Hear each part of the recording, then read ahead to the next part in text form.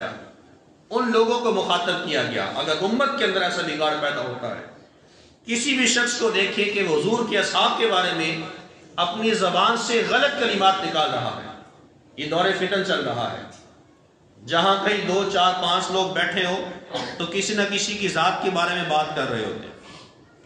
ہم نکموں کے بارے میں بات کرنا تو ایک الگ ہے، ہم تو حضور کے غلام ہیں، ہم تو حضور علیہ السلام کی امت میں سے ہیں، پھر حضور کی امت میں سے وہ اصحاب جن کے بارے میں زبان کو خاموش رکھنے کا حکم ہے، جاہل قسم کے لوگ ان اصحاب کے بارے میں بھی باتیں کر رہے ہوتے ہیں۔ فلاں صحابی نے ایسا کیا، فلاں نے ایسا کیا، فلاں نے ایسا کر دیا۔ ہماری اوقات کیا ہے یار؟ میں ایک چھوٹی سی مثال دیتا ہوں، حدیث پڑھتا ہوں آپ کے سامنے۔ 2 بھائی ہو نا، 2 بھائیوں کے آپس میں اختلافات ہوں، آپس میں لڑتے ہو، جھگڑتے ہو، 2 بھائی بیٹھ کے بات کر رہے ہو نا، تو بھتیجا اگر کہے نا اپنے باپ کی حمایت میں بات کرتے، چچا سے بات کر ڈالے کہ چچا تو کیا بات کر رہا ہے میرے ابا کو، تو فوری طور پہ باپ آگے سے ٹوک دیتا ہے، تو چپ کر کے بیٹھ، ساڑھے پر آمدہ مسئلہ ہے۔ اس لیے کہ وہ بھائیوں کا مسئلہ ہے، بھتیجے اور بیٹے کا کیا حق بنتا ہے کہ وہ چچا کو ڈانٹے، وہ چچا کو خاموش کروائے؟ یہ ان بھائیوں کا مسئلہ ہے۔ تو صحابہ کرام علیہ رضوان کی زندگی کے آپسی معاملات ہیں، ہم ان میں نہیں جا سکتے، ہماری اوقات ہی کیا ہے؟ ہم فلاں صحابی کے بارے میں بات کر رہے ہوتے ہیں، فلاں نے یہ کیا تھا، فلاں نے یہ کیا تھا، تمہاری اوقات ہی کیا یار؟ کیا ان کے برابر پہنچ سکتے ہو؟ قرآن نے حکم فرما دیا رضی اللہ عنہم ورضوا عنہ، اللہ ان سے راضی ہوا، وہ اللہ سے راضی ہو گئے۔ تمہاری کیا اوقات ہے تم ان کے بارے میں بات کرتے ہو؟ کیا حضور کا فرمان نہیں سنا؟ لا تسبوا اصحابی، میرے صحابہ کو برا نہ کہو، میرے صحابہ کو گالی نہ دو۔ آج امت کے اندر ایسا بگاڑ پیدا ہو گیا، حضور کے صحابہ کو نہیں چھوڑ رہے۔ حضور کے صحابہ کے بارے میں لوگ اپنی زبانوں کو گندا کر رہے ہیں۔ یار ان کا ذکر کر کے اپنی زبانوں کو خیرات بخشنا چاہیے، اپنی زبانوں کو ان کا ذکر کر کے معطر کرنا تھا، منور کرنا تھا، ہم نے ان کا ذکر غلط جگہ پہ کر دیا۔ لا تسبوا اصحابی، یہ حضور کا فرمان ہے، فرمایا میرے اصحاب کو گالی نہ دو۔ آقا علیہ الصلوۃ والتسلیم نے ارشاد فرمایا اذا رأيتم الذين يسبون اصحابي فقولوا لعنت اللہ علی شرکم، ارشاد فرمایا جب تم ایسے لوگوں کو دیکھو کہ جو میرے اصحاب کو گالی دے رہے ہیں، میرے اصحاب کو برا کہہ رہے ہیں، فقولوا لعنت اللہ علی شرکم، تو تم کہو تمہارے اوپر اللہ کی لعنت ہو۔ تم اس شخص کے اوپر کہو تمہارے اوپر اللہ کی لعنت ہو، تم حضور کے اصحاب کو گالی دے رہے ہو۔ وہاں خاموش نہیں بیٹھنا، خاموش تماشائی نہیں بننا ہے، بلکہ کہنا ہے لعنت اللہ علی شرکم، تمہارے اوپر رب تعالیٰ کی لعنت ہو، یہ جو تم شر پھیلا رہے ہو، تم حضور کے اصحاب کے خلاف بات کر رہے ہو۔ یہ حضور کا فرمان ہے۔ آقا نعمت صلی اللہ علیہ وسلم نے ارشاد فرمایا اذا ذکر اصحابی فامسکوا، جب میرے صحابی کا ذکر کیا جائے تو پھر تم باز آ جاؤ۔ پھر ارشاد فرمایا وَإِذَا ذُكِرَتِ النُّجُومُ فَامْسِكُوا، اور جب ستاروں کا ذکر ہو، ستاروں کا ذکر کیا جائے تو باز آ جاؤ۔ وَإِذَا ذُكِرَ الْقَدَرُ فَامْسِكُوا، ارشاد فرمایا جب تقدیر کے بارے میں بات چیت ہو رہی ہو تو باز آ جاؤ، خاموش ہو جاؤ۔ 3 باتیں حضور نے ارشاد فرمائی ہیں، اس لیے یہ اللہ رسول کا معاملہ ہے، تمہارا نہیں ہے۔ حضور کے اصحاب کے بارے میں بات نہ کرو، ستاروں کے بارے میں بات نہ کرو، پھر ارشاد فرمایا تقدیر کے بارے میں بات نہ کرو۔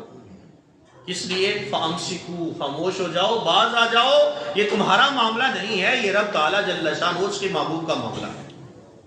ہمارے لیے حکم یہ ہے ہمیں اصحاب کی تقلید کرنی ہے، ان سے محبت کرنی ہے۔ آقا علیہ السلام کے سارے صحابہ جنتی ہیں، سارے صحابہ جنتی ہیں، سارے صحابہ عادل ہیں، تمام کی شہادتیں قبول ہیں۔ چند بزرگوں کے اقوال آپ کے سامنے پر رکھتا ہوں۔ حضرت علامہ عصام الدین رحمۃ اللہ علیہ فرماتے ہیں صحابہ کرام علیہم الرضوان سے متعلق اچھا گمان رکھنا اور حق کی مخالفت سے ان کو پاک سمجھنا یہ امت کے اوپر واجب ہے.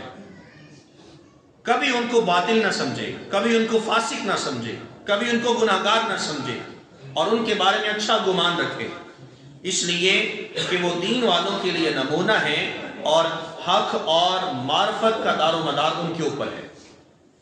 اسی طرح سے امام یحییٰ بن شرف نووی رحمۃ اللہ علیہ فرماتے ہیں اہل حق کا اجماع ہے کہ آقا علیہ السلام کے تمام صحابہ وہ عادل ہیں، یعنی انصاف پسند ہیں، ان کی شہادتیں قبول ہیں اور ان کی روایات بالکل قبول ہیں.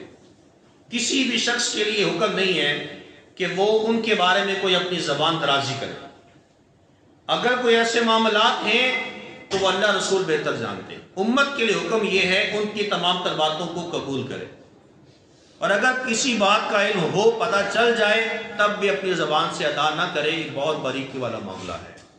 یہ رب تعالیٰ جل شانہ کے محبوب کریم علیہ السلام کے غلام ہیں. ہماری اپنی زندگی کے معاملات ختم نہیں ہوتے، ہم صحابہ کے بارے میں بات کر رہے ہوتے ہیں. کیسا دور فتن ہے.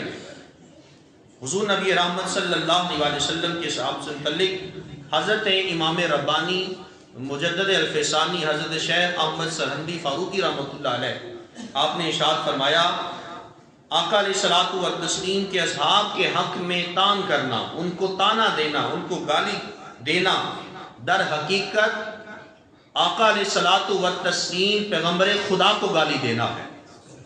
جو حضور کے صحابہ کو گالی دیتا ہے گویا وہ آقا علیہ السلام کو گالی دیتا ہے. اور پھر ارشاد فرمایا کہ جو ان کی عزت کرتا ہے، یعنی اصحابہ کرام علیہم الرضوان کی عزت کرتا ہے، در حقیقت وہ اپنے ایمان کی عزت کرتا ہے. اور اپنے ایمان کی عزت کرنا ایسا ہی ہے جس طرح سے آقا علیہ السلام کی عزت کرنا ہے. تو صحابہ کرام علیہم الرضوان یہ بڑی بہت پاکیزہ ہستیاں ہیں. ان کا ذکر کر کے اچھے لفظوں میں، اچھی باتوں میں ان کا ذکر کر کے ہمیں اپنی منہ کی خیرات دینی ہے، ہمیں اپنی روح کی خیرات دینی ہے. کبھی بھی کسی صحابی کے بارے میں غلط جملہ اپنی زبان سے ادا نہیں ہونا چاہیے. ایک جملہ کہتا ہوں، آقا علیہ الصلوۃ والتسلیم کے تمام صحابہ جنتی ہیں، تمام صحابہ جنتی ہیں. ابو بکر کی الف سے لے کر علی کی یہ تک آقا علیہ السلام کا ہر صحابی سچا ہے. یہ ہمارا عقیدہ ہے. ابو بکر کی الف سے لے کر علی کی یہ تک آقا علیہ السلام کے سارے صحابہ سچے ہیں. آقا علیہ السلام کے سارے صحابہ وہ جنتی ہیں، عادل ہیں، متقی ہیں، پرہیزگار ہیں. ان سے متعلق اللہ رب العالمین نے قرآن کی آیات نازل فرمائی ہیں.